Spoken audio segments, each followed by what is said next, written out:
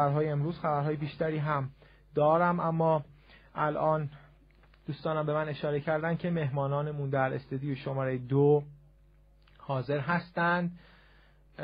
یه تغییر فضا بدیم، از این خبرها خارج بشیم. میخوایم بریم به استودیو شماره 2. اونجا سید وحید هاشمی و مهمانانش از دنیای اسرارآمیز زیرزمینی، میگیم دنیای زیرزمینی، راپله بغل رو نمیگیم، این دنیای زیرزمینی وارزه و دنیای هکرها.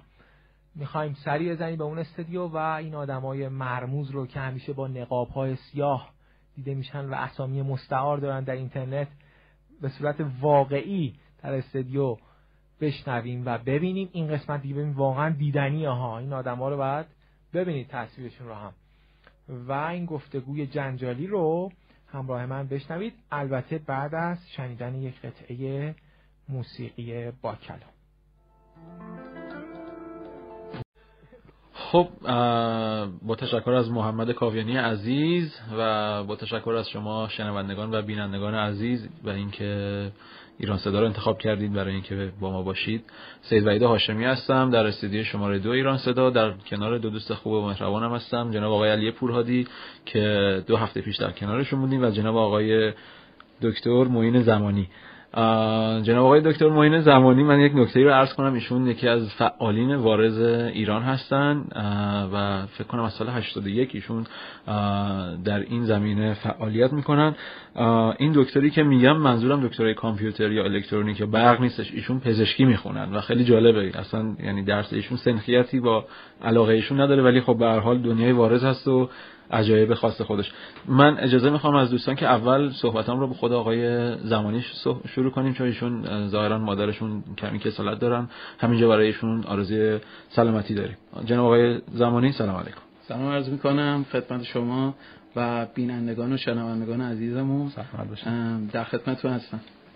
بله جناب آقای زمانی، موضوع بحث ما در 2 هفته گذشته به اینجا ختم شد که این دنیای وارز از سال دهه 80 شروع شد و اینکه حالا به یک سری از مسائل بنیادی وارز پرداختیم که اصلا توی وارز چه کسایی دستن در کار هستن، چه کسایی در واقع توش دخیل هستن که این دنیا به این سمت و سو پیش رفته و تا اینجا رسیدیم که به وارز ایران رسیدیم و متاسفانه وقتمون تموم شد و اجازه خواسته بودیم که شما رو دعوت بکنیم به این برنامه و اینکه بیشتر در این رابطه واسه ما توضیح بدید این وارز ایران به چه صورت هستش. خواهش میکنم.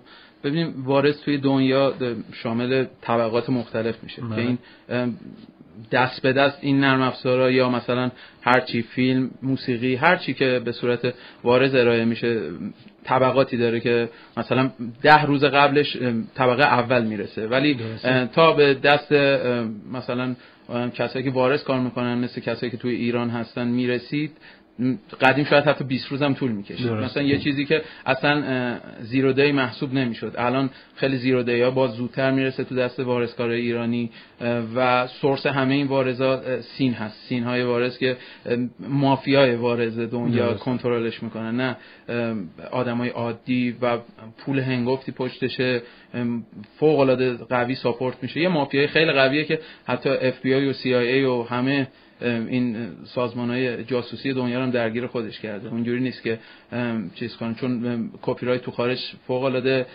جدی‌تر گرفته میشه نسبت به ایران و خب اونجا خیلی مسئله مهمتریه براشون پرداختن به این موضوع. ولی تو ایران زمانی که شروع شد صرفا یه کپی پیست ساده بود که ولی همون کپی پیست هم کار داشت که پیدا کنید، مثل الان نبود که گوگل سرچ کنید برای یه نرم افزار 20 تا لینک با کرک پیدا کنید و نمیدونم هر موسیقی که میخواین سرچ کنین ریزالتی که گوگل میده خیلی بالاست. الان اون موقع اینجوری نبود، حتی همین دسترسی هم کمتر کسی داشت که بتونه مثلا اینا رو ارائه کنه. چه سالی رو شما دارید در من سال 80 79. درسته. اون سالایی که حتی کسی نمیدونست وارز چیه، مثلا یه چیزی که احتیاج داشتن و دنبال این نبودن که با کرک بخوان. این الان این الان اینا مثلا رسم شده، باب شده و اون موقع اصلا اینجوری نبود که مثلا یه چیزی میخواد کسی مثلا به شما بگه آیا کرک شده پیدا میشه یا نه.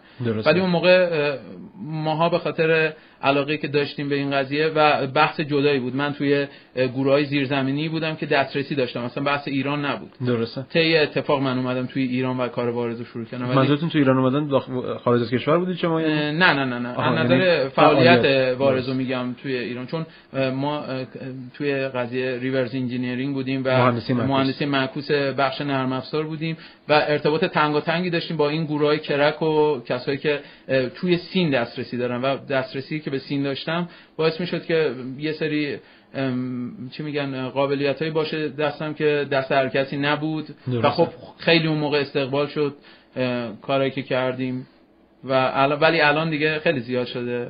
درسته. و قضیه وارث خیلی گسترده تر شده الان. آها، یعنی شما میگین که تو ایران هم دست زیاد شده تو این زمینه؟ آره دست زیاد شده و یکم طبق معمول قضیه وارث رو اصلا ما عوض کردیم طبق فرهنگ خودمون و اصلا اون وارث بین‌المللی یه نظم و یه چی میگن تشکیلات خودشو داره و اصلا اینجوری نیست که مثلا هر کسی یه وبلاگ بزنه 4 تا لینک توش بذاره و اسم خودشو بذاره وارث. چون تو ایران راحت ترین کاری که میشد توی این سایت کرد داشتن یه سایت وارث بود، چون صرفا کپی پیست بود، مخصوصا از 2-3 سال قبل که لینک ها فراوون همه جا هست. بله. اگه شما توجه کنید اون سالی که من میگم 80 81 یا 79 این لینک ها نبود و از این وبلاگ ها و از این سایت ها ما نداشتیم زیاد. بله که نمیدونم هر روز فقط ترجمه کنن قابلیت های نرم افزار تو سایتش و یه لینک هم از یه گروهی یا یه آپلودری که این قضیه رو آپلود کرده تو اینترنت بذارن و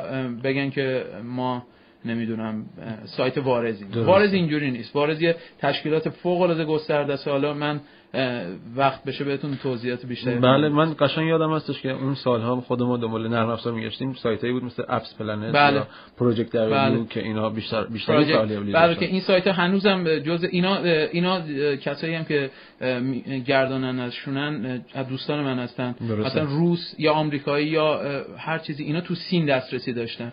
اینا دسترسی های سینی که داشتن یعنی به صورت دست اول میرسید دستشون و بعد ارائه میدادن. اگه نمیدونم دوستانی که وارثکار باشن یادشون باشه دیویلز لیفد یه سایت خیلی معروفی شد که اومد و توی 1 سال دیگه بازدید نزدیک روزی 400,000 نفر داشت. درسته. که اون سایت رو من بین‌المللی زده بودم. و اصلا این یه جورایی اعتراض بین‌المللی توی سین ایجاد کرده بود که چرا فایلی که تو سین هست روز اول ارائه میشه تو این سایت، یعنی پیدا کنن صاحبش کیه. درست، یعنی حالت زیرو دی داشتی شما توی سین ممنوعه چیزی که شما دسترسی دارید هر چیزی رو نباید ارائه کنین پابلیکش کنین. اولا دوما چیزی که زیرو دی توی سین زیرو دی، این زیرو دی که بیرون میگن زیرو دی فرق میکنه با زیرو دی سین. زیرو دی بیرون شاید مثلا 4 روز حتی بعدشو میگن. درسته، یعنی یه جورایی پری هست اون چیزی که بله چون مثلا مستقیم یه گروه کرک اکانت FTP خودشو داره و توی سین مستقیم آپلود میکنه کرک ها رو و اونایی که تو سین مسئولن بهشون راکر میگن. یه راکرایی داریم توی سین که میگیرن این کرک ها رو و بلافاصله با نرم افزار اصلی تست میکنن و پارت بندی میکنن و توی سین قرارش میدن برای دانلود. درسته. خب این در رابطه با سین فرمودید که نرم افزارهایی که تو سین هست همشون نباید به صورت عمومی منتشر بشه. بله. به چه دلیلی هست؟ چه چیزی هستش که به این خب چون وارد در این حالی که در حداقل ظاهر میگه که ما همه چی رو مجانی دوست داریم، دنیا رو فری استفاده کنیم. بله. هر چیزی تو دنیا فری استفاده میشه، ولی به این معتقده که یه سری نرم افزار میتونه سوء استفاده بشه ازش. یعنی مثلا یه نرم افزار $250,000 نفتی دلیل نداره دست هر کسی باشه. و واقعا این نرم افزار وجود داره تو بله توی سیم وجود داره. خب چرا اینا رو شما چیز نمی‌کنید؟ خب دیگه ما به قوانین سیم باید پایبند باشیم. درسته. که بتونیم 10 سال دوام بیاریم توی سین. وگرنه سین اعضای زیادی نداره. سین در حدود 400 نفر تو کل دنیا اعضاش هستن. اون حتی الان اکانتایی که فروخته میشه به قیمت خیلی زیاد، ماهی نمیدونم $300 $400 سین اصطلاحاً بهشون میگن سین، تنها کپی با اختلاف مثلا 12 ساعت حداقل از فیلم‌ها و موسیقی سین هست. از اون چیزایی که در واقع قابل اجازه انتشار دارن. بله. نه چیزایی که نه واقعا بازم اون چیزایی که چون بلافاصله شناسایی میکنن، یعنی فوق‌العاده تشکیلات قوی مافیایی اداره میشه و فوق‌العاده قوی. این مافیاشون از کجا میاد؟ مطمئنا چون ایران با مثلا خریدار کننده اینطور نرم افزارا به صورت عمده نیست، نمیتونه ایران باشه. نه مطمئنا ایرانی نیست. خیلی از این تشکیلات از روسیه شکل گرفته و چینی‌ها خیلی حضور فعالی دارن. آمریکایی خودشون فوق‌العاده فعالن، به اسم روسا فعالیت میکنن چون FBI فوق‌العاده فشار میاره به قضیه سین تو آمریکا. ولی که همین چند وقت پیش هم یه دستگیری گسترده‌ای داشتن. آره که چند تا سین بزرگ، همه این سینا در آخر یک سین واحد رو تشکیل میدن که و دسترسی به سین از طریق IP شماست.